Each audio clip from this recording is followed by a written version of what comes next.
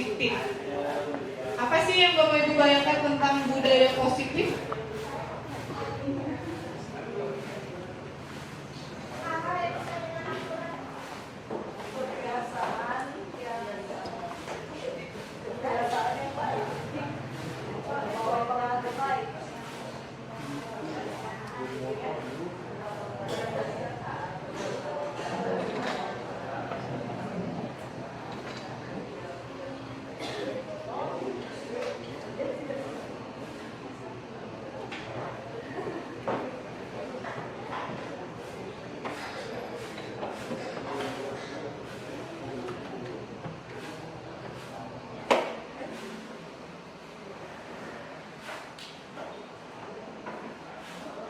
Ya, tadi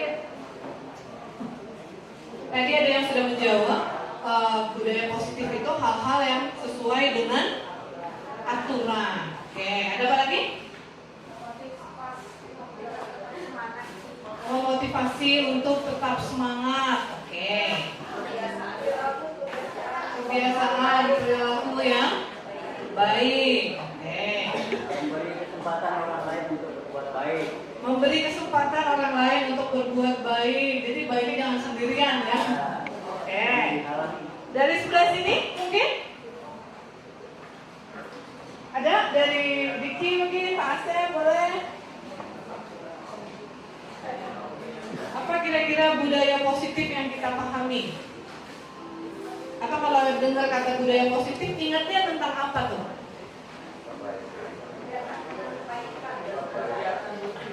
Kegiatan rutin katanya, oke. Ada lagi disiplin, oke. Pak Ari, Pak Nana boleh? Kebaikan setiap hari, oke. Ucap? Apa coba? Nanti kita tampung dulu jawabannya ya. Nah sekarang materi hari ini kita akan belajar banyak hal mengenai perubahan paradigma belajar, disiplin positif, motivasi perilaku manusia, kebutuhan dasar, posisi kontrol, restitusi, keyakinan kelas, dan segitiga restitusi. Apa sih ini semua? Ini sebenarnya adalah oleh-oleh yang saya dapatkan dalam pendidikan guru penggerak, tapi berlaku untuk kita semua. Mungkin belum bisa langsung diterima begitu saja. Mungkin belum bisa kita langsung praktekkan begitu saja bulan-bulan. Karena ini perlu kita cerna dan perlu bertahap untuk kita melaksanakannya. Karena pasti banyak menuntut perubahan mindset ya bagi kita sebagai pendidik. Jadi pelan-pelan saja Bapak Ibu ya. Jangan merasa seperti harus diluncurkan dari tempat tinggi untuk langsung maju ke alur yang roller coaster gitu ya. Kita siap-siap untuk perjalanan yang cukup mungkin membuat hati kadang tidak nyaman ya. Karena berlawanan dengan apa yang biasa kita lakukan sehari-hari. Kita lihat makna kontrol. Di sekolah, pimpinan mengontrol bawahan gitu ya. Kepala sekolah mengontrol guru, guru mengontrol murid, siswa, gitu ya. Kita berusaha melakukan kendali-kendali atau kontrol terhadap siswa-siswa binaan kita, siswa-siswa yang kita bimbing. Ada beberapa miskonsepsi. Apa miskonsepsi tentang makna kontrol? Ada ilusi bahwa guru itu mengontrol murid. Kira-kira bagaimana itu ilusi guru mengontrol murid? Pada dasarnya, guru itu berpikir bahwa dia punya power, bukan dia, kita ya. Kita punya power untuk memaksa murid melakukan sesuatu. Benar apa benar? Harus kerjakan, harus nurut, harus patuh, harus tenang, harus begini, jangan begini, gitu ya. Tapi itu sebenarnya ilusi. Karena kalau murid memilih untuk tidak melakukan itu, apa yang bisa kita lakukan? Sekarang saya meminta Bapak Ibu untuk duduk diam dengan tenang mengikuti IHT. Apakah saya tahu di dalam pikiran Bapak Ibu benar-benar memikirkan IHT? Itu keputusannya ada di Bapak dan Ibu. Mungkin secara fisik bisa kita kontrol, tapi apakah sampai ke dalam pikirannya? Gitu ya. Sekarang coba, mungkin bisa dilakukan dengan teman sebelahnya ya. Ini bisa Bu Fitri sama Bu Ida ya. Karena kalau Bu Fitri dengan Pak Dede jauh. Pak Dede bisa dengan Pak Haji Ujang ya. Coba yang salah satu orang mengepalkan tangannya kuat-kuat, lalu temannya silahkan yakinkan teman sebelahnya itu untuk membuka tangannya. Boleh dibujuk, boleh dirayu, boleh dipaksa, pokoknya sampai tangannya membuka. Silakan cari temannya yang sejenis.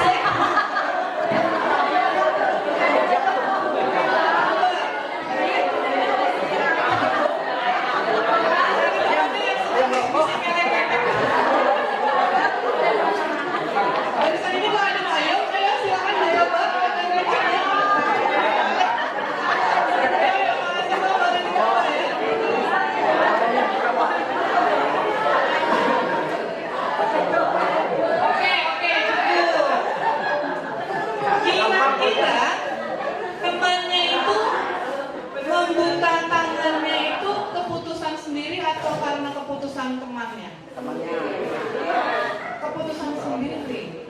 Ketika saya mengepalkan tangan, lalu ya itu dirayu-rayu kan, atulah gitu ya. Ya udahlah, kasihan dibuka tangannya gitu kan. Atau misalnya pokoknya buka sekarang, kalau enggak potong gaji. Akhirnya dibuka juga. Jadi keputusannya ada di pihak orang yang mengepalkan tangan.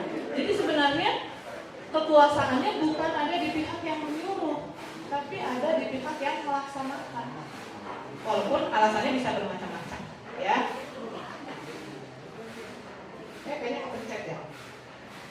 Ilusi yang berikutnya, bahwa semua penguatan positif itu efektif dan bermanfaat.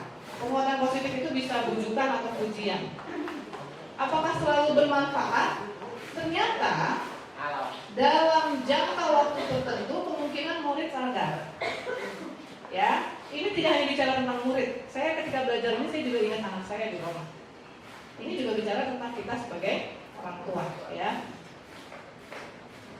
Anak atau murid akan menyadari dan mencoba menolak bujukan. Dan bisa saja dia tergantung pada pendapat atau bujukan dari gurunya. Kalau anak saya, bujukan begini mah udah gak mempan, dijanjiin beng-beng mah udah gak laku. Saya kemarin ngajakin anak pergi ke kondangan dengan iming-iming es krim, udah mah beli aja di Indomaret. Bujukannya udah gak laku. Murid juga gitu, ada nanti batas di mana bujukan kita atau mungkin pujian kita, reward kita sudah tidak berharga lagi buat mereka. Karena ya kita jadi capek kan, terus harus naikin level gitu ya. Jadi kontrol yang seperti ini juga ternyata miss konsep. Yang berikutnya, ilusi bahwa kritik itu bisa kritik dan membuat orang merasa bersalah dapat menguatkan karakter. Ini kadang sering kita lakukan juga di kelas, ya. Kritik membuat orang merasa bersalah itu akan membangun karakternya menurut kita. Tapi ternyata ini akan membuat murid berpikir identitasnya gagal. Dia akan merasa dirinya gagal karena dikatakan oleh orang dewasa kan. Dan kadangkala sulit bagi guru untuk mengidentifikasi bahwa mereka sedang merasa buruk tentang dirinya sendiri. Karena guru mikirnya cuma yang penting hasilnya kelihatan, dia berubah, tapi tidak tahu di dalamnya. Mungkin rotten tuh membusuk gitu ya, karena dia merasa dirinya gagal. Mungkin kita juga sesama rekan guru nih, ya ada yang tiba-tiba langsung kritik, dipersalahkan gitu ya, atau mungkin dipermalukan dengan tujuan menguatkan karakter. Mungkin kita merubah perilaku kita sesuai dengan yang diharapkan, tapi di dalam hatinya mungkin tidak, ya, ada identitas gagal. Oh, saya sudah menjadi pribadi yang dicap nakal. Oh, saya teh bodoh. Oh, saya teh gak akan sukses, kata guru saya, gitu ya. Sehingga di sini ciri-cirinya guru biasanya suaranya halus untuk menyampaikan pesan yang negatif. Halus tapi gugup, ya, halus tapi merusak. Nah, ini ilusi bahwa orang dewasa punya hak untuk memaksa. Karena kita pikir mereka underage, mereka masih di bawah umur, harus kita paksa. Banyak orang dewasa percaya bahwa mereka punya tanggung jawab untuk membuat murid-muridnya melakukan hal tertentu. Apapun dilakukan bisa diterima selama ada kemajuan, karena yang dipikirnya hanya pengukuran kinerja. Tapi kan lihat, karena kan kemarin kita belajar dari Ki Hajar Dewantara, yang kita hadapi ini bukan kayu yang harus diukir, tapi manusia lahir dan batin. Sehingga mungkin kinerjanya ada perubahan, tapi di dalamnya bisa ada permusuhan. Oke, saya nurut, tapi kalau dia susah nggak akan saya bantu. Misalnya gitu ya. Oke, saya nurut sama Bu Gede.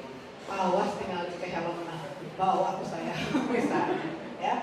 Jadi motornya dibawa. Ya, jadi ilusi bahwa orang dewasa memiliki hak untuk memaksa.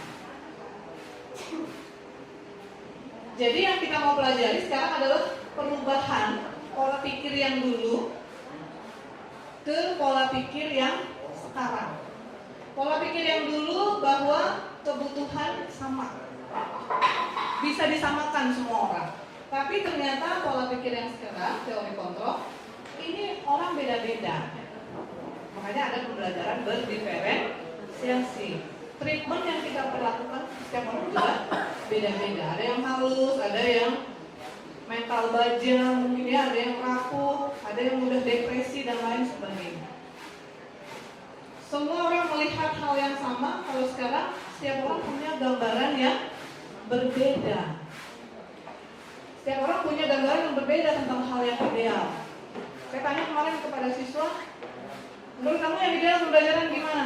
Ada 6 orang yang menjawab, pakai musik Bu, kalau belajar pakai musik. Tapi yang lain nggak enak, nggak konsen. Akhirnya kita ambil suara terbaiknya, karena nggak mungkin ya ruangan itu disekat-sekat menjadi ada ruangan yang musik dan enggak gitu ya. Ya udah, yang suka musik boleh, kalau pekerjaannya sedang tugas individu boleh pakai headset gitu ya. Jadi semua orang punya gambaran yang berbeda-beda. Perilaku buruk itu dulu dilihat, kita mencoba mengubah orang supaya berpandangan sama dengan kita. Kita paksakan semua orang punya pandangan yang sama dengan kita. Kalau sekarang kita berusaha memahami pandangan orang lain tentang dunia. Jadi kalau dulu kita paksa murid untuk sama perspektifnya dengan kita, tapi kalau sekarang kita coba memahami pandangan murid tentang dunia. Karena cara pandang kita dengan cara pandang mereka beda kan? Betul nggak? Saya suka membayangkan gini, kalau saya dengan teman saya naik gunung, saya naik gunung ya kadang-kadang, pernah, walaupun termasuk anti camping. Naik gunung, misalnya saya baru di ketinggian 20 meter, maka pemandangan saya mungkin pohon batang-batangnya. Saya mau lihat puncak pohon harus melihat ke atas. Beda dengan teman saya yang sudah di puncak, dia bisa lihat pohon itu berada di bawahnya. Bahkan dia bisa lihat ada sungai ternyata di balik kelompok pohon-pohon itu. Pandangannya beda. Kita yang usianya 40 tahun ke atas, di sini masih ada juga yang 30 tahun, bahkan 27 ya, 28 27 tahun, tentunya berbeda pandangannya dengan yang masih umur 15, 16, 17, 18. Sehingga kalau mereka kita tarik untuk paham dengan yang kita pandang, mereka susah. Mereka belum menempuh perjalanan puluhan tahun yang sudah kita lalui terlebih dahulu. Dulu kita sebagai anak nggak ngerti kan orang tua kita kayak gimana. Saya nggak ngerti, begitu saya melahirkan baru saya tahu perasaan ibu saya, karena sudah mengalami hal yang sama. Sekarang kita bilang, dulu ibu bisa kan kamu tuh ngerjain tugas gini. Kita bilang itu karena sudah lewat 20 tahun lulus SMA. Mereka belum. Sehingga kita tidak bisa memaksa mereka memandang hal yang sama dengan kita. Tapi kita belajar memahami pandangan mereka tentang dunia. Buat kita, hal-hal yang manual masih biasa. Buat mereka, useless. Mereka maunya yang instan, serba teknologi. Beda ya? Perilaku buruk dilihat sebagai kesalahan. Tapi kalau di sini kita belajar memahami setiap perilaku itu pasti ada alasan, pasti ada tujuan. Dulu kita mengatakan atau memahami orang lain bisa mengontrol saya. Kalau sekarang cuma kita yang bisa mengontrol diri kita sendiri.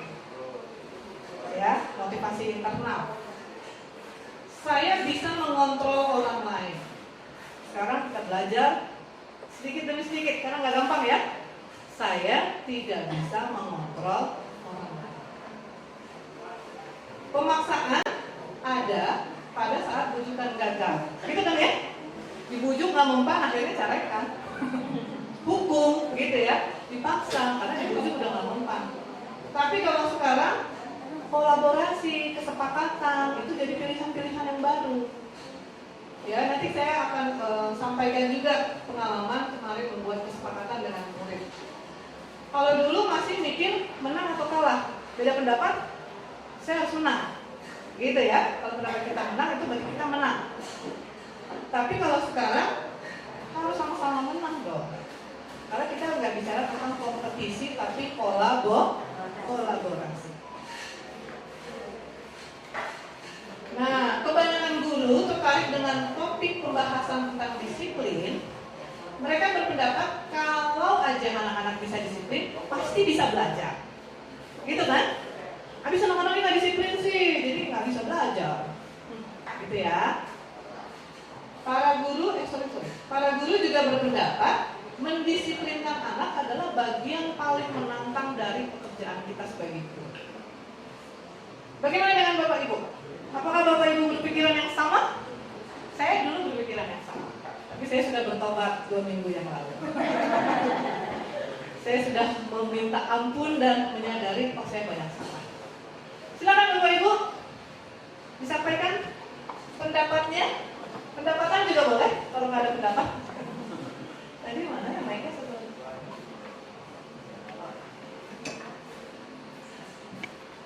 Silakan. Bagaimana dengan Bapak Ibu? Apakah Bapak Ibu juga berpendapat kalau anak disiplin pasti mereka bisa belajar? Dan mendisiplinkan anak adalah bagian paling menantang dari pekerjaan kita sebagai guru. Siapa yang mau jawab?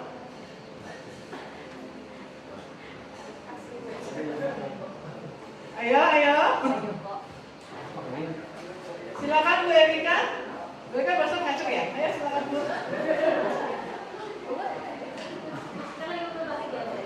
Oh iya, Bu Erika sedang? Bahagia. 5 SK pasti? Bahagia. Ayo silakan Bu Erika. Kalau disiplin sih sebenarnya nggak ketat, cuman kesepakatan dalam kelas. Kemarin saya coba untuk yang bersepakat sama anak-anaknya di dalam kelas. Jadi supaya istilahnya kita mendapatkan kelas yang sedikit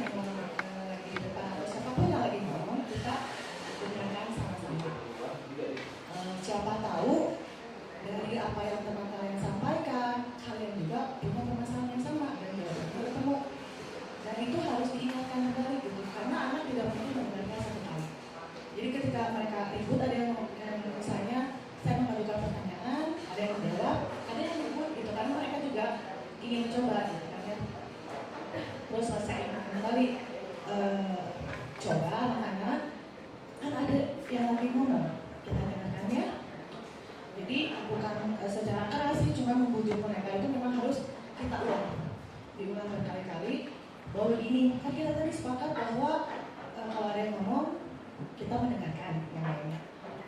Itu sampai berapa kali dan akhirnya bisa didengarkan. Gitu. Jadi dari awal kasih kesepakatan sama-sama dan terus diingatkan tidak boleh satu kali karena mereka belum terbiasa. Ya, betul.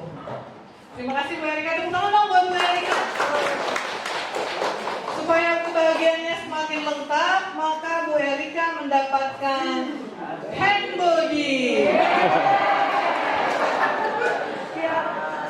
Biar tangannya lembut ketika nyabok siswa, enggak ya?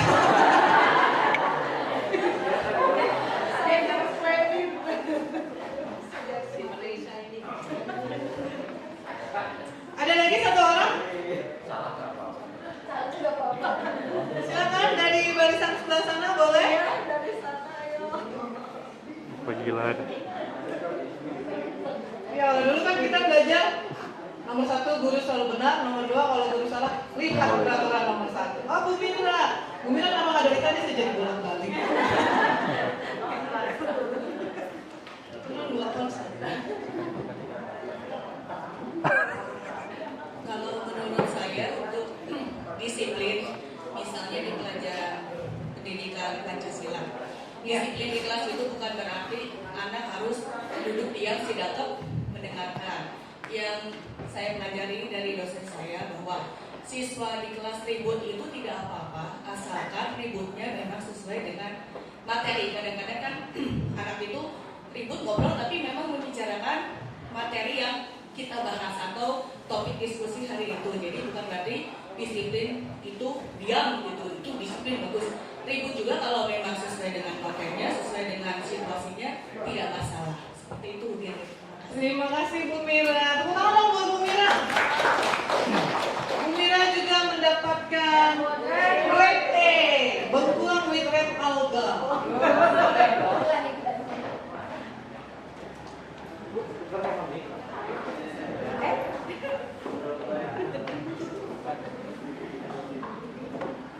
Oke, kita lanjut ya.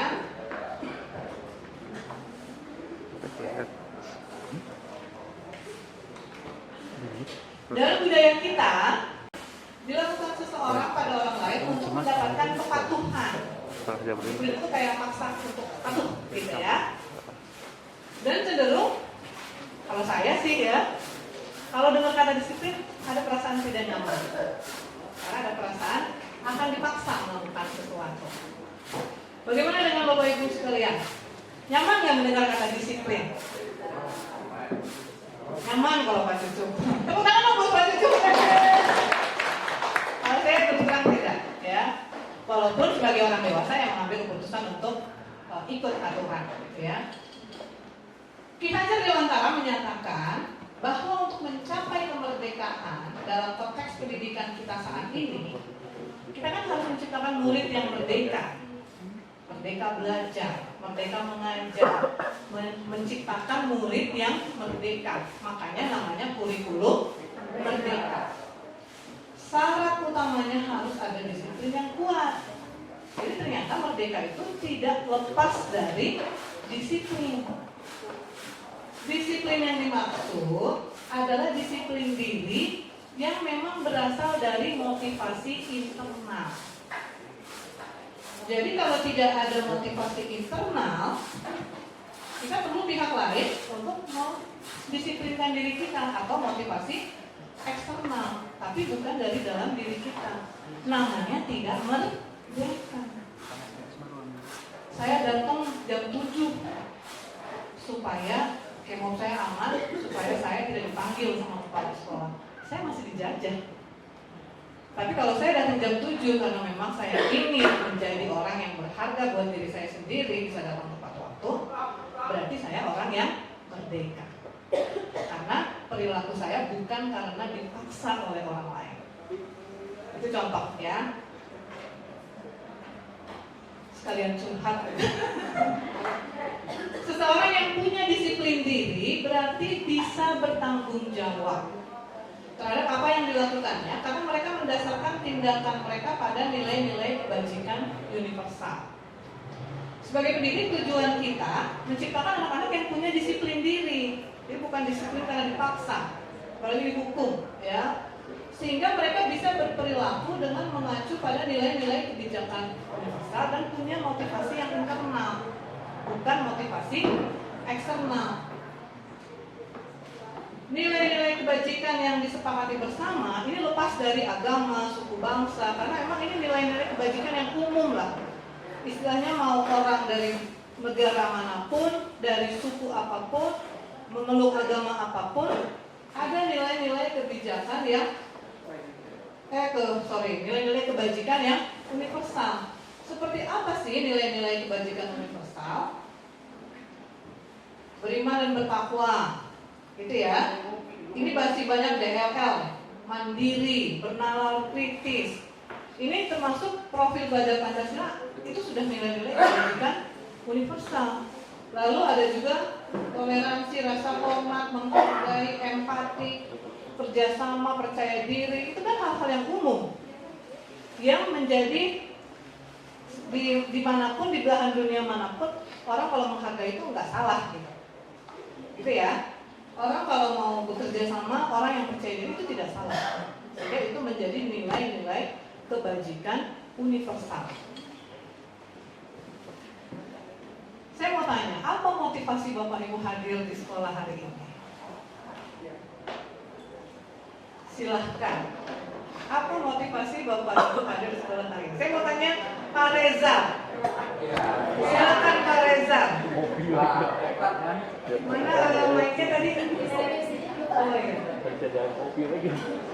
Ayo Pak Reza, apa motivasi Pak Reza hadir di sekolah hari ini? Jualan alpukat. Pilih ayah mau pesan alpukat.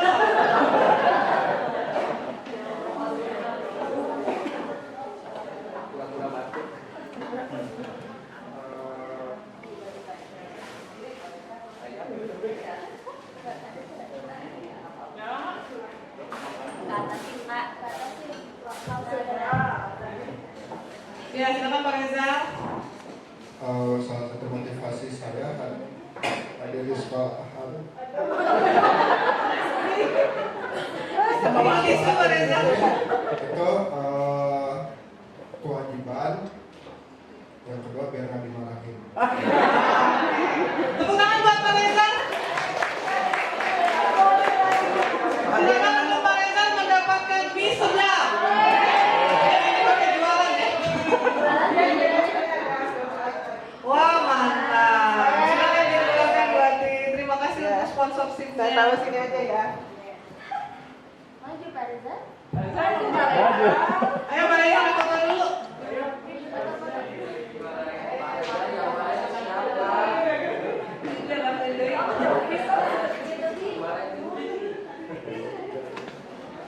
Ada lagi mau jawab satu orang? Apa motivasi Bapak Ibu hadir di sekolah hari ini? Jadi itu kamu gede. Mau dipotong. Foto dulu katanya. Dengan gaya.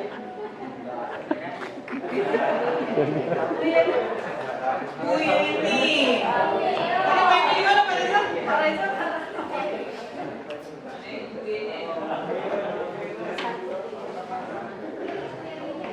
Bu Yeni sekarang tinggal satu. Maka Bu.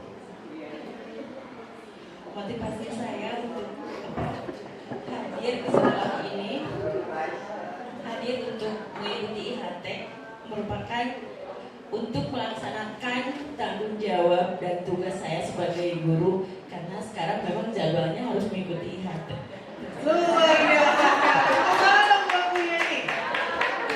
Sekalian Bu Yeni, ini hadiahnya. Tumbler yang tulisannya love ya. Coba foto lagi katanya Bu. Tuh, dua. Oke. Oke. Di hadiahnya habis, kita lanjutin ya. Apakah motivasi Bapak Ibu hadir di sekolah hari ini untuk menghindari hukuman? Iya. Atau supaya mendapat pujian atau penghargaan?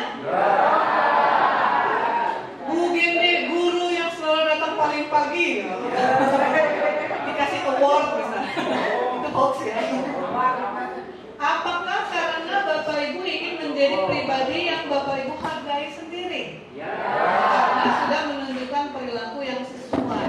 Jadi mau ada reward, mau ada punishment, itu bukan penentu kita melakukan hal yang baik. Karena memang kita ingin berharga bagi diri kita sendiri. Nah ini yang mau kita tanamkan ke anak-anak.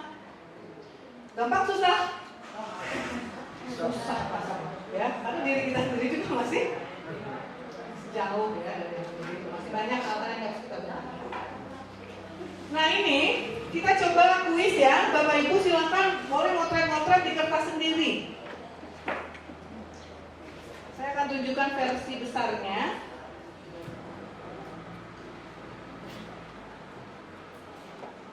Kalau zaman saya sekolah dulu, senang gitu ngerjain kuis kepribadian kayak gini.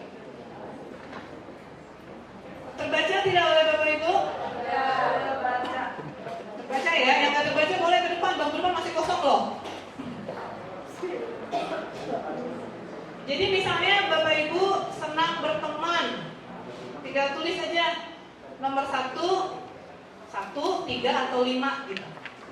Nanti jawabannya di jumlah 1 sampai 10 berapa jumlahnya, 11 sampai 20 berapa jumlahnya, begitu ya. Terus 21 sampai 30, pokoknya gitulah 10 gitu ya. Kita sama-sama nih, cepet ya.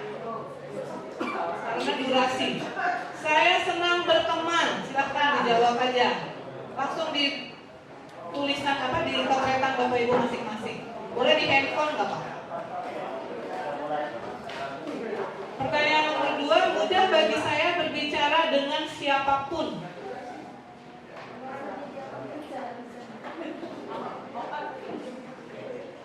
Saya suka mengobrol lewat telepon. Kalau lagi PDKT mah iya. Ada suami istri, telepon juga nggak diangkat.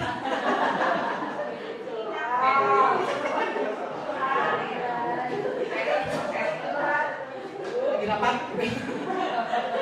Nomor 4, saya suka bekerja dengan orang lain. So, pilih aja. Nomor 5, saya menghabiskan banyak waktu dengan orang lain. Maksudnya tidak menghabiskan waktu itu sendirian. Jadi banyak waktu dihabiskannya bersama orang lain.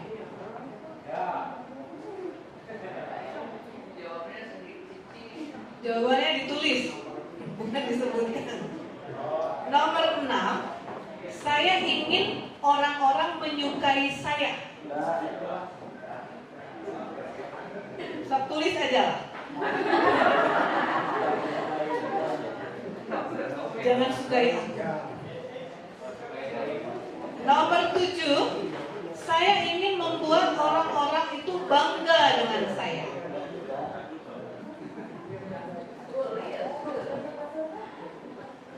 Nomor 8, apa yang teman-teman saya pikir tentang saya, jadi pendapat teman itu penting buat saya. Kalau dibilang gemukan dikit langsung puasa 4 hari gitu ya.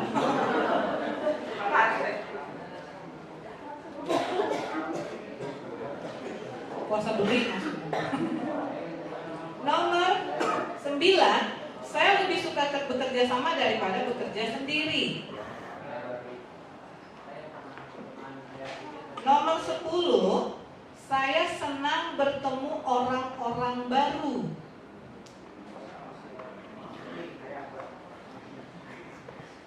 Nomor 11, saya tidak suka membuat kesalahan.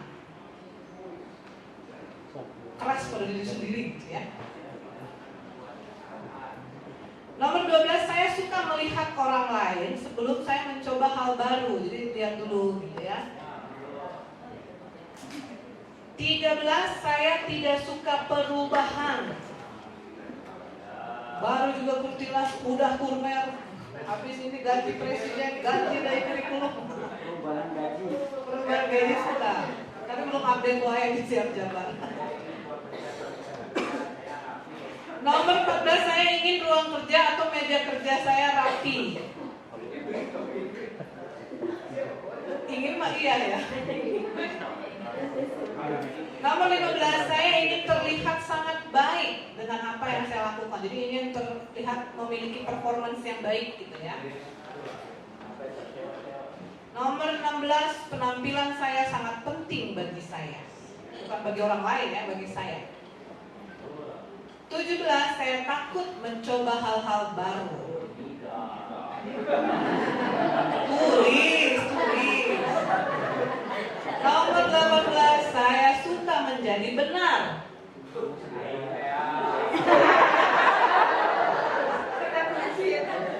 Nomor 19, saya suka menyelenggarakan aktivitas. Pokoknya masih paling loba acara gitu. Masih paling. Nomor 20, saya tidak suka kalau sesuatu berjalan tidak sesuai keinginan saya. Bukan jika ya, saya tidak suka. Nomor 21, saya suka memiliki pilihan. 22, saya adalah orang yang aktif. 23,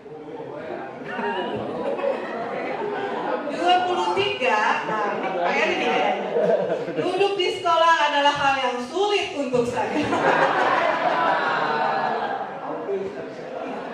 Duduk di kelas hese terletah gitu ya. Nomor 24, saya tidak suka membaca dalam jangka waktu lama. 25, saya senang mencoba hal-hal baru. 26, saya akan bermain sendiri kalau saya mau. Jadi gak masalah gitu ya, gak harus ada bestie. 20, ya main jalan-jalan gitu ya. Tapi gak susah ya main halma sendiri banyak. Apa yang saya pakai tidak berpengaruh bagi saya, jadi gak terlalu memusingkan penampilan gitu. 28, saya tetap akan melakukan suatu hal walaupun teman-teman saya tidak suka. 29, saya tidak suka disuruh-suruh. Dan nomor 30, kerapian tidak berpengaruh bagi saya. Nomor 31, saya sering tertawa sebelum ini. 32, saya memiliki koleksi. Wah, Alek ini mah ya. Saya sedang Ikan gupi. 33, saya senang memberitahu lelucon. Jadi senang bikin jokes ya, senang bercanda. Oh, mudah yang lagi bisa nih. Senang bercanda. 34, saya senang membuat orang lain tertawa. Dan nomor 35, mungkin karena sering bikin jokes kali ya, orang berpikir saya tuh bodoh, maksudnya kayak silly gitu. Bukan bodoh dari segi IQ, tapi karena sering bercanda. Konyol gitu ya. Nomor 36, saya suka bermain macam-macam permainan. 37, menurut saya ada banyak hal yang lucu di dunia ini. Di SMK 14. 38, menurut saya sekolah itu menyenangkan.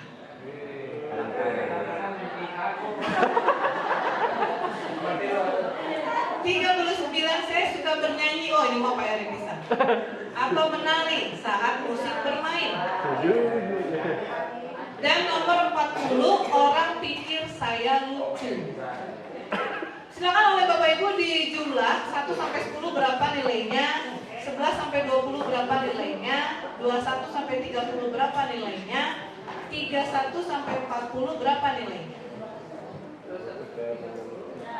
Mana yang kelompok yang paling besar?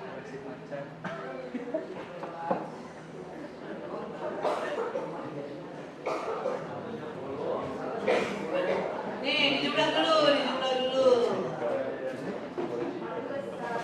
Kalau sudah dijumlah, kalau Bapak Ibu nomor 1 sampai 10 jumlahnya paling besar, maka kebutuhan Bapak Ibu adalah ingin kasih sayang dan rasa diterima. Kasih sayang.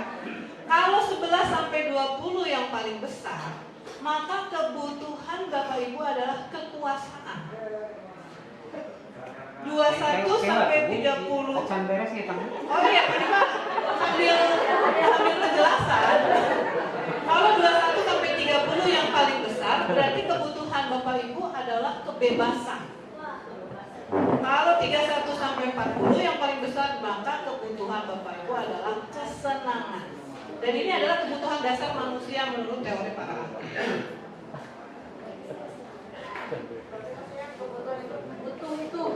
Kebutuhan dasar, nanti kita belajar kebutuhan dasar. Siapa yang kebutuhan dasarnya kasih sayang dan rasa diterima? Oke, ada lagi? Ada lagi yang kebutuhan dasarnya kasih sayang dan rasa yang diterima? Dari 4 kelompok itu mana jumlahnya paling besar? Kebebasan. Oke. Kalau yang kekuasaan ada nggak? Nggak ada? Kebanyakan di mana? Oh, emang ini senang-senang terus sih. Oke, kita lihat ya, sambil kita belajar mengenali diri sendiri juga. Ini nih kebutuhan dasar manusia itu ada 5 Bapak Ibu. Yang pertama kebutuhan bertahan hidup, ini mah pasti semua orang, ya. Kemudian ada kebutuhan dasar kasih sayang dan rasa diterima, kebebasan, kesenangan dan penguasaan. Kita lihat sama-sama ya. Ibu Ambarwati, Ibu Ambar ya. Dulu wali kelas 12 di SMK ya. Sedang bingung menghadapi ulah salah satu murid di kelasnya yaitu Doni. Bukan Bu Nurna ya. Beberapa anak di kelas 12 sudah datang kepada Ibu Ambar mengeluhkan Doni yang seringkali meminta bekal makan siang temannya secara paksa. Kalau Bapak Ibu menghadapi situasi seperti Ibu Ambar, apa yang akan Bapak Ibu lakukan? Dan menurut Bapak Ibu kira-kira kenapa Doni melakukan hal itu? Silakan. Silakan Bu Ambar, mungkin mau jawab duluan. Mana mic-nya buat Bu Ambar kalau Ibu ini? Habis Bu Ambar boleh Bu Doni ya? Dari sudut pandang Doni soalnya. Ya, terima kasih Ibu. Kalau saya sebagai Ibu Ambar, mungkin saya melihat sosok Doni itu adalah sosok anak yang memerlukan kasih sayang. Karena anak yang memerlukan kasih sayang itu biasanya mencari perhatian. Sehingga apa yang dia dapatkan di rumah, dia mencarinya di luar. Sehingga kalaupun misalnya dia memaksa meminta bekal makanan kepada temannya, ada kemungkinan dia hanya mencari perhatian ataupun memang dia tidak mendapatkan fasilitas itu, artinya tidak dibekali oleh orang tuanya. Alasannya aja ya, Bu ya? Iya, betul ya. Kalau yang saya lakukan berarti melakukan pendekatan dengan siswa tersebut, melihat latar belakang keluarganya seperti apa, dan dari latar belakangnya itu dicari solusi bagaimana untuk merubah anak tersebut dengan karakternya. Karena ada anak karakter yang kalau misalnya dikerasin makin keras, ada juga yang kalau misalnya dilembutin juga nggak nurut. Jadi kita lihat karakternya dulu seperti apa. Oke, terima kasih Bu Ambar. Bu Doni, boleh Bu Doni? Silahkan. Pembelaan Bu Doni.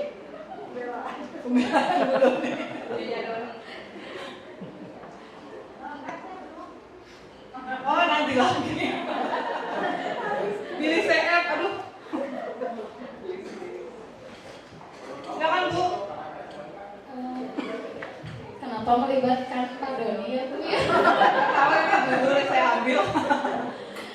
Saya dari sisi Doni Bu di sini. Kalau dari sisi perilaku Doni, maaf ayahnya ya. Kalau dari sisi Doni di sini Bu ya sebagai siswa melakukan hal-hal atau perilaku seperti itu, Banyak faktor mungkin ya Bu ya dalam keluarganya juga. Banyak faktor yang memicu itu terjadi dalam keluarganya. Mungkin salah satunya kesibukan kedua orang tuanya Bu di rumah, sehingga Doni ini tidak terperhatikan dengan baik Bu. Baik itu dari bekal yang dibawa ke sekolah atau tapi anak saya selalu saya bekali ya Bu. Dari perhatian yang kecil Bu mengenai sarapan misal, karena dia belum sarapan sehingga mengambil makanan milik temannya gitu. Mungkin Bu cukup ya Bu ya? Solusinya mungkin di sini harus ada pertemuan antara Ibu Ambar dengan orang tua Doni terhadap perilaku tersebut. Nanti Bu Yono kita bertemu ya. Solusinya ada pertemuan antara Bu Ambar di sini sebagai gurunya dengan orang tua Doni sebagai orang tua di rumah, sehingga dipertemukan nih permasalahannya apa dan jalan keluarnya yang harus dilakukan oleh pihak sekolah dan orang tua di rumah itu apa, sehingga tidak terjadi lagi hal itu Bu di kelasnya. Oke. Ya Bu ya. Terima kasih. Terima kasih. Tepuk tangan buat Bu Doni. Nah, kita lihat dari kebutuhan dasar bertahan hidup. Kebutuhan dasar bertahan hidup itu ya untuk survival, baik secara biologis maupun secara fisik ya. Jadi kesehatan, makan, minum, proses reproduksi itu yang namanya kebutuhan dasar bertahan hidup. Jika Doni ditanya oleh Bu Ambar alasannya karena memang dia lapar, berarti masalah Doni itu berawal atau bersumber dari kebutuhan bertahan hidupnya yang belum terpenuhi. Ya, tadi sudah terjawab tuh, mungkin belum sarapan, tidak dibekali oleh orang tua. Bisa juga kebutuhan dasar kasih sayang. Kalau kebutuhan dasarnya kasih sayang dan penerimaan, itu biasanya kebutuhan hubungan dan koneksi sosial. Ada orang yang kalau nggak punya teman dia layu, ya kan? Kalau nggak bareng dengan siapa-siapa, ke kamar mandi bareng, ke kurikulum bareng, itu malah ya harus ditemenin atau itu mah. Jadi harus bareng-bareng gitu, jajan bareng, apa bareng. Itu berarti kebutuhan dasarnya kasih sayang dan penerimaan, dan tetap terhubung dengan orang lain. Jadi nggak bisa kalau sendiri. Nama Facebooknya adalah aku yang tak dicaca sendiri. Kawan banget ya angkatan ke Facebook masih hits. Lupa udah nggak kejamanan ya. Kalau Doni menjawab ketika ditanya kenapa sih kamu merebut makanan teman kamu, lalu jawabannya karena dia senang kalau dia bikin kericuhan, teman-temannya jadi memperhatikan dia. Berarti kebutuhan dasar yang membuat dia bermasalah adalah kasih sayang dan penerimaan. Ternyata dari satu kasus, kalau alasannya beda, itu kebutuhan dasarnya beda, ya. Jadi nggak bisa kita pukul rata. Kebutuhan akan kesenangan. Jadi memang senangnya main, tertawa. Mereka bisa berkonsentrasi tinggi saat mengerjakan hal yang disenangi. Nah, ini guru-guru di sini banyaknya kebutuhan dasarnya kesenangan. Jadi harusnya hal-hal yang disenangi itu dikerjakan dengan konsentrasi tinggi. Kalau Doni jawab bahwa dia merebut makanan temannya karena iseng, karena senang kalau melihat muka teman-temannya pas direbut, dia menikmati itu. Berarti masalahnya berakar dari kebutuhan dasar kesenangan yang belum terpenuhi. Kebutuhan dasar kebebasan. Ini kebutuhan untuk kemandirian, otonomi, memiliki pilihan, mengendalikan diri sendiri, mengendalikan arah hidup. Ini biasanya harus banyak bergerak, suka nyoba-nyoba, tidak terlalu terpengaruh orang lain, senang mencoba hal yang baru dan menarik. Kalau Doni jawab dia bosan dengan bekal yang dibawa ibunya dan dia pengen hal-hal baru, bekal temannya, maka berarti kebutuhan dasarnya adalah kebebasan. Dengan masalah yang sama, dengan perilaku yang sama, ya. Tapi penyebabnya berbeda. Dan kebutuhan dasar penguasaan ini berhubungan dengan kebutuhan untuk mencapai sesuatu, jadi kompeten. Jadi kalau tidak diakui dia akan terus mencari, ya, berulah gitu ya, menjadi terampil, pengen diakui prestasi dan keterampilannya, memiliki rasa harga diri, ingin didengar. dianggap berharga. Maka kalau Doni menjawab kalau dia merebut makanan temannya supaya teman-temannya takut sama dia bisa lebih berkuasa dari teman-temannya, maka berarti kebutuhan dasar Doni adalah kebutuhan dasar penguasaan yang belum terpenuhi.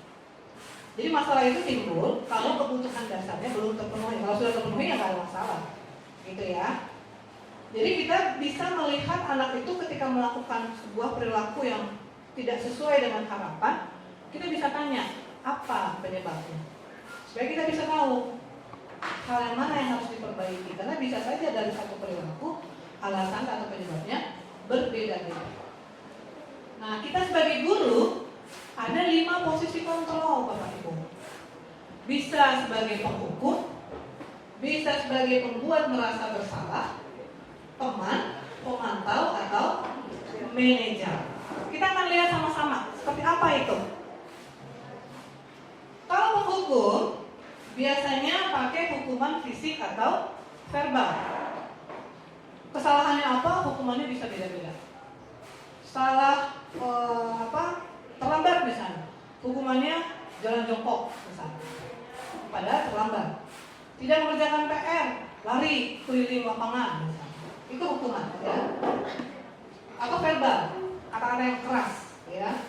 Orang-orang yang menjalankan posisi menghukum itu biasanya selalu kata andalannya adalah sistem, gitu ya. Atau alat yang bisa dipakai menekan murid lebih dalam lagi. Biasanya sistem aturan, ya. Guru-guru yang menerapkan posisi penghukum biasanya patuhi atau awas, gitu ya. Tapi bukan berarti harus selalu tepat seperti ini. Contoh aja, kamu selalu aja salah, selalu aja kamu yang terakhir selesai, selalu kamu yang bikin berikut, gitu ya. Contoh, guru yang seperti ini senantiasa percaya hanya ada satu cara pembelajaran bisa berhasil, yaitu cara dia. Jadi nggak ada cara lain. I'm the law, gitu ya. Itu kayak Louis XIV. I am the law. Saya adalah hukum, ya. Hasilnya murid bisa nurut, tapi kemungkinan seorang pemantau ini perhitungan, ya, catatan, data itu dipakai. Kamu udah 6 kali terlambat. Lihat deh, tanggal ini itu lengkap datanya. Sebenarnya ini masih lumayan bagus dibandingkan penghukum dan pembuat merasa bersalah. Karena di sini murid memahami konsekuensi kalau melanggar aturan. Guru juga nggak emosi berlebihan. Jadi ini posisi yang sudah cukup bagus. Kalau saya merasa saya banyak menjalankan posisi pemantau dan pembuat merasa bersalah yang harus saya ubah itu, ya. Tapi yang paling ideal adalah ini, posisi manajer. Posisi manajer ini adalah guru bareng dengan murid. Guru bareng dengan murid mempersilahkan murid mempertanggungjawabkan perilakunya dan mendukung supaya murid itu bisa menemukan solusi atas permasalahannya sendiri. Kalau seorang manajer ini dia terampil menjalankan perannya, pasti bisa menghasilkan murid yang tanggung jawab, mandiri, dan merdeka. Karena membuat kesalahan itu menjadi proses pembelajaran. Ya, nanti kita lihat contohnya. Nah ini makanya kemarin kita buat keyakinan kelas, ya. Ketika seorang manajer menghadapi murid yang melakukan kesalahan, balik lagi, apa yang sudah sama-sama kita yakini? Kamu yakin nggak? Gitu ya.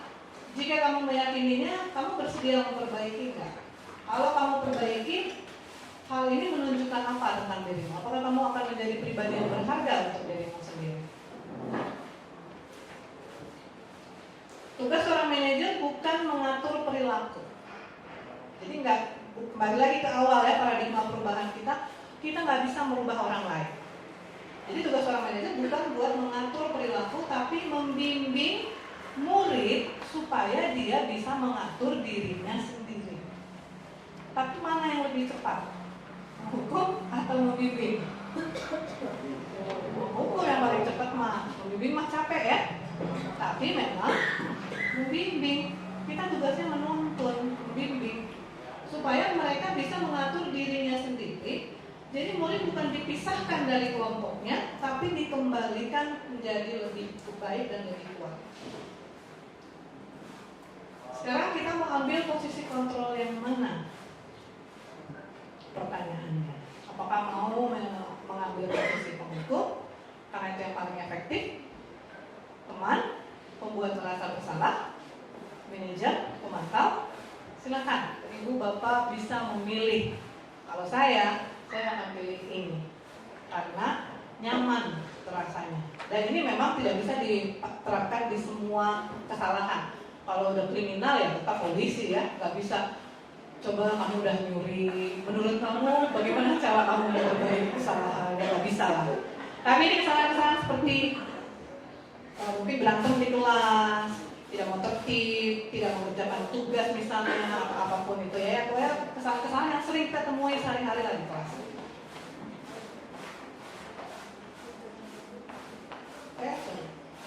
Nah, ini segitiga restitusi. Salah satu contoh yang akan saya sampaikan. Hasil kemarin saya praktek. Sebagai catatan, ini anak-anaknya tidak saya persiapkan responnya harus bagaimana. Cuma saya kasih rambu-rambu, ceritanya kamu melakukan kesalahan ini ya. Karena saya ingin mencoba senatural mungkin. Izin saya pasang ya, tapi sambil dijelaskan satu persatu.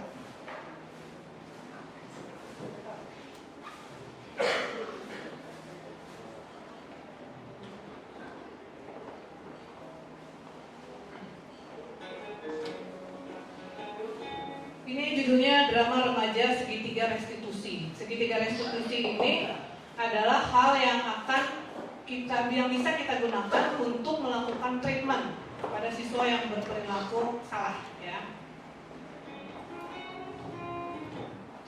Nah, di sekolah tentu saja sering terjadi perilaku murid yang tidak sesuai dengan keyakinan kelas. Ada keyakinan sama-sama saling menghargai, anaknya nggak mau begitu. Dibandingkan hukuman atau konsekuensi, restitusi menjadi salah satu cara yang lebih efektif untuk menanamkan disiplin positif pada murid sebagai bagian dari budaya positif di sekolah. Dengan menerapkan restitusi, diharapkan murid bisa dibimbing untuk berdisiplin positif menjadi murid yang merdeka, yang bisa mengatur dirinya sendiri.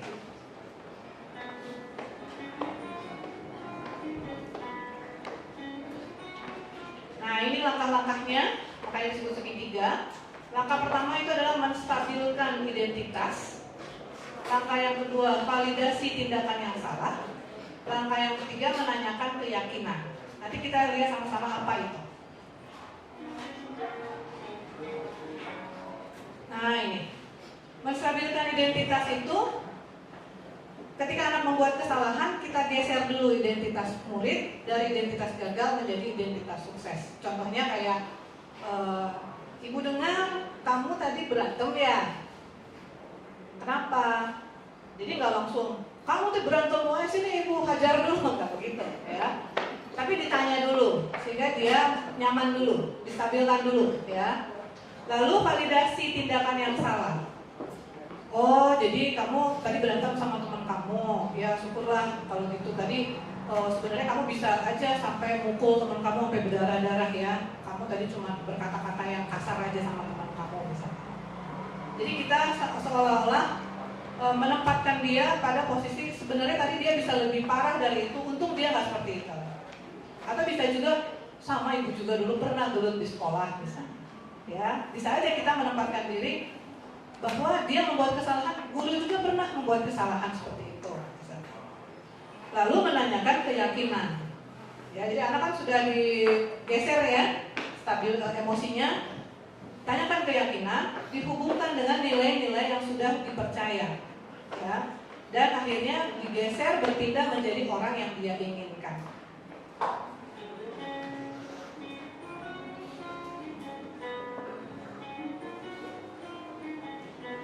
Ini saya pindahin ke sini ya, ada 2 video tapi satu aja yang saya putar.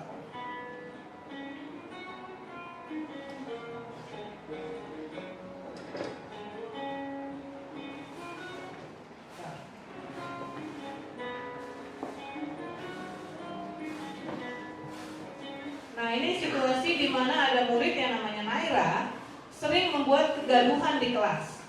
Dia sering bikin lelucon gitu dan membuat teman-temannya tertawa sehingga situasi kelas menjadi gaduh. Setelah jam pelajaran selesai, gurunya panggil Naira lalu mengajak dia berbicara. Mudah-mudahan jelas ya dialognya.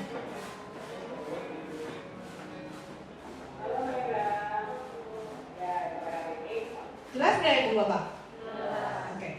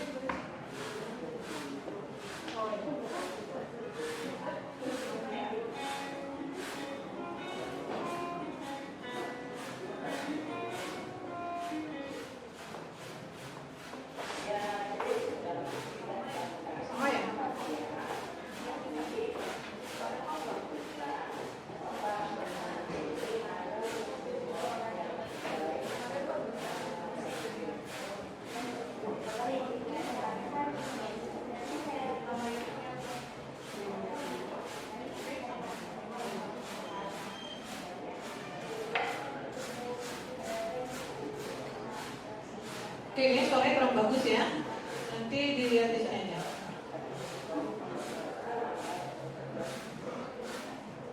Daripada kita melihat pantomim.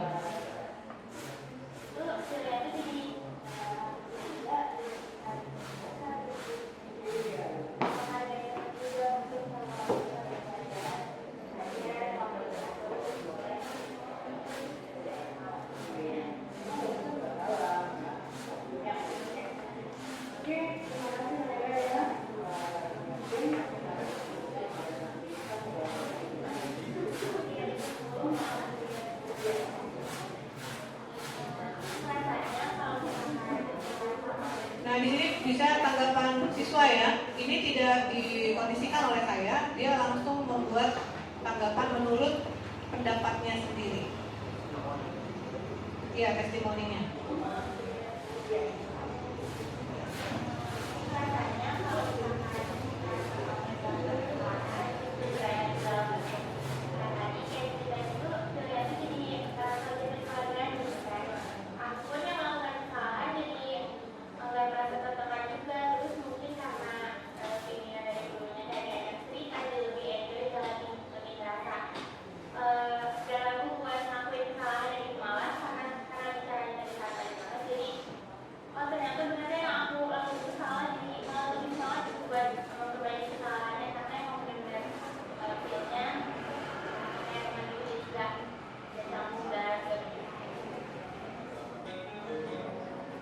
Nah, di sini isi dialog tadi ya yang di video.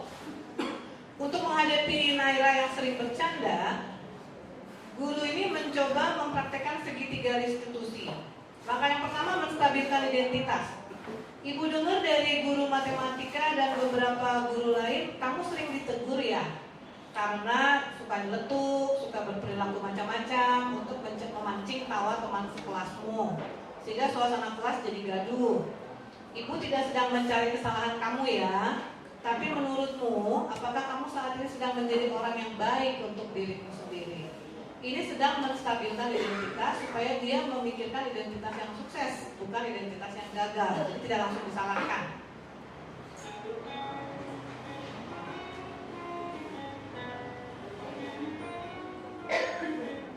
Langkah yang kedua, validasi tindakan yang salah. Kamu pasti punya alasan ya, kenapa kamu melakukan hal itu. Naira bilang karena dia pengen bikin senang teman-temannya, dia merasa diterima. Ya, berarti kan kebutuhan dasarnya apa tuh tadi? Kebutuhan kasih sayang dan diterima. Jadi kamu merasa diterima oleh teman-temanmu, jadi kan seperti apa, dianggap sebagai orang yang asik gitu ya. Kalau membuat lelucon di kelas, baru lanjut ke langkah yang ketiga, menanyakan keyakinan. Sekarang mari kita bicara tentang keyakinan kelas kita. Apa nilai-nilai umum yang sudah kita sepakati dan yang mana yang kamu belum tunjukkan? Mungkin ya sampaikan. Setelah itu bagaimana caranya supaya kamu bisa memperbaiki perilakumu. Jadi biarkan anak yang punya ide, dengan cara apa saya mau memperbaiki kesalahan saya. Karena kalau ide itu datangnya dari dia akan lebih nyaman untuk memperbaiki kesalahannya. Tidak didikte bagaimana cara memperbaikinya. Ya, itu contoh yang sudah dilakukan dalam segitiga restitusi.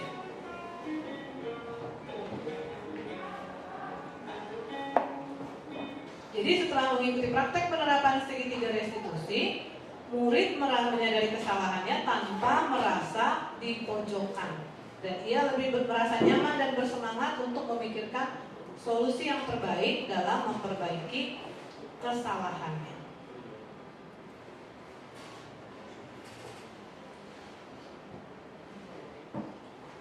Nah, tadi kan dalam video ada tentang keyakinan kelas ya, melanggar keyakinan bersama katanya. Apa sih keyakinan kelas? Di awal semester saya juga mengarahkan wali kelas untuk membuat keyakinan kelas, dan boleh-boleh saja sebenarnya guru juga bikin keyakinan di pelajarannya sendiri, tapi yang simpel-simpel ya. Ini contoh saya buat keyakinan kelas di 11 DKV 7, karena saya ngajar kelas 11-nya DKV 7. Pertama, saya menyampaikan hal-hal yang perlu dicapai pada kelas bahasa Inggris. Jadi saya tanya dulu, siapa di sini yang senang bahasa Inggris? 3 orang dari 30 sekian. Saya tentunya kalau melihat mengajar anak 36 orang yang senang bahasa Inggris cuma 3, saya akan merasa unwelcome kan, tidak disambut dengan baik. Aduh, itu ibu guru bahasa Inggris ngomongnya bahasa Inggris terus lagi, gitu kan. Akhirnya saya tanya dulu, siapa yang merasa bahasa Inggris itu menyeramkan? Banyak yang ngaco, ya. Sehingga ternyata anak-anak itu merasa bahasa Inggris adalah hal yang menakutkan. Walaupun mereka sebenarnya sudah terbiasa dengan bahasa Inggris, tapi kalau melihat gurunya harus langsung cis pakai bahasa Inggris, mereka serem, ya, mereka takut, tidak nyaman. Akhirnya saya tanya, kira-kira kalau mau kita sama-sama nyaman belajar, mau sama-sama sukses, kita mau ngapain? Gitu ya. Silakan kalian, saya bagikan sticky note. Silakan kalian tulis satu hal yang menurut kalian bisa membuat kalian belajar itu nyaman, gitu ya. Maka di sini anak-anak nulis. Ini contohnya saya bawa artefaknya ya. Buktinya.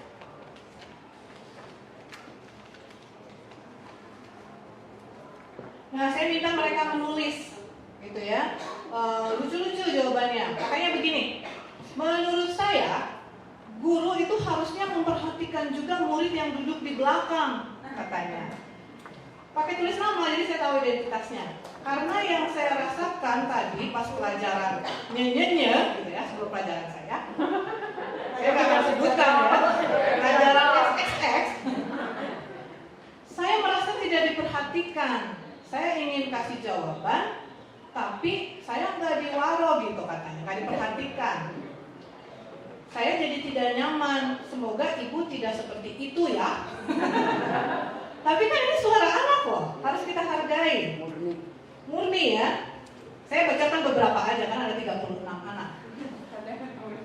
Bu, adakan latihan dan permainan. Dengarkan musik yang disuka. Bisa juga nonton film lah. maybe bisa baca cerita. Jadi ada hal-hal yang mereka sampaikan yang akhirnya saya tahu. Karena kalau disuruh bicara kan susah ya. Akhirnya saya suruh nulis satu aja. Setelah itu tempel di papan. Ya, tempel di papan. Nih anak-anak nempel. Ya. Setelah ditempel kan macam-macam. Saya bacain dulu, akhirnya saya kelompokkan. Musik ada 6 gitu ya. Yang pengen diperhatikan cuma anak itu sendiri. Terus ada juga yang pengennya jangan full bahasa Inggris bu, gitu. Karena saya perkenalan langsung, saya coba pakai bahasa Inggris. Karena itu kan menunjukkan target ya. Ketika diberi target, saya takut bu, saya nggak suka, saya serem. Nah, baru kita arahkan ke keyakinan gitu ya. Akhirnya saya kelompokkan, gitu ya, supaya ada kesimpulan hal-hal yang umum yang bisa dijadikan keyakinan atau kesepakatan kelas. Tapi kan keyakinan kelasnya itu masih umum ya. Maka saya minta anak-anak menuliskan contoh perilaku yang menggambarkan keyakinan dan yang bukan. Rata-rata anak itu inginnya saling menolong katanya, jangan pilih-pilih teman. Terus sama ada game, banyak sekali yang minta game ketika belajar. Maka saya bilang, contoh perilaku yang seperti keyakinan kelas itu yang seperti apa sih? Ada yang menjawab saling bantu pas ada tugas. Kalau ada game sportif dan semuanya mau ikut, walaupun gamenya nggak menarik tapi ikut rame. Kan kadang-kadang yang bikin game serem juga ya. Kalau saya bikin game, contoh saya bilang, pokoknya Bapak Ibu kita nyanyi ya hari ini. Saya ada diem banyak naon sih sibuk gebeta. Kan nggak seru, betul nggak? Tapi kalau ada yang bikin game, tapi walaupun menurut dia ini sudah nggak rame lagi, tapi mau ikut berpartisipasi tidak jaim, akhirnya kelas itu kan jadi membaur. Ini dari anak-anak sendiri, saya tampung, tempel di papan. Terus katanya tidak boleh licik kalau sudah mulai permainan katanya. Jangan, ada satu lagi nih yang saya tandai. Nggak boleh mudah marah, nggak boleh ribut kalau lagi main game. Nah setelah dikumpulkan, akhirnya kita sepakati sama-sama. Keyakinan kelas 11 DKV yang udah saya susun.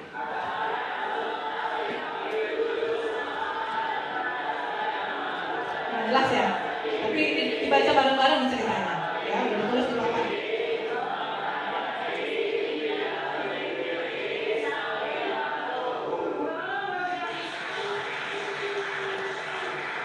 Ini ada bintang tamu ya. Karena saya bilang, saya mau bikin keyakinan kelas, saya mau kelas, boleh sok, gak usah memberi supervisi. Yang mau kelas, ayo, tapi jangan banyak-banyak karena ruang kelasnya juga kecil kan.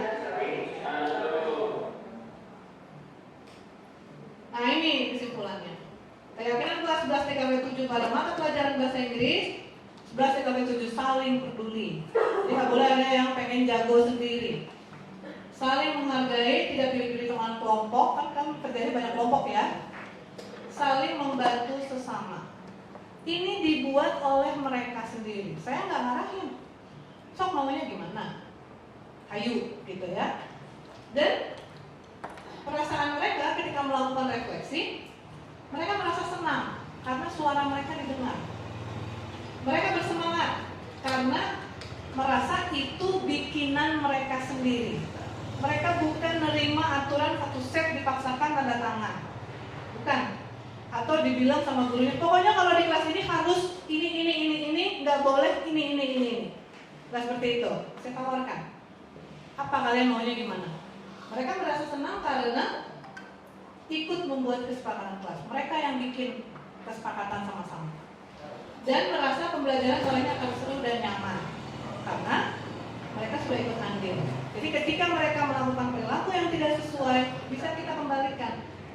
Keyakinan yang sudah kamu buat, yang kamu yakini itu seperti apa? Gitu ya. Cukup dari saya. Terima kasih untuk perhatian Bapak Ibu semuanya.